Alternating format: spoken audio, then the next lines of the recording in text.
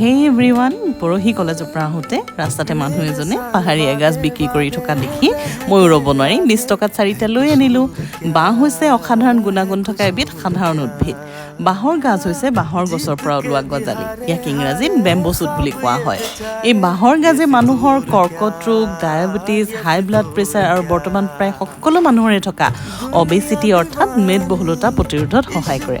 সেয়ে আজি বাঁহৰ গাজৰ সৈতে এটা ভেৰি হেল্ডি আৰু টেষ্টি ৰেচিপি লৈ আহিছোঁ। নৰ্মেল আমি যেনেকৈ মছলাৰ সৈতে মাংস বনাওঁ তেনেকৈ বনাই একেবাৰে শেষত বাঁহৰ গাজখিনি মিলাই দিলেই হয়। যিহেতু বাঁহৰ গাজৰ ভিতৰৰ অংশ কোমল হয়, পানী কমকৈ দিলেহে এই তৰকাৰীখনৰ জুতি বেছিকৈ পোৱা যায়। ই সঁচাকৈয়ে বহুত হেল্ডি হয়। মাংসত থকা ফেটছখিনি বাঁহৰ গাজে কাটি পেলায়।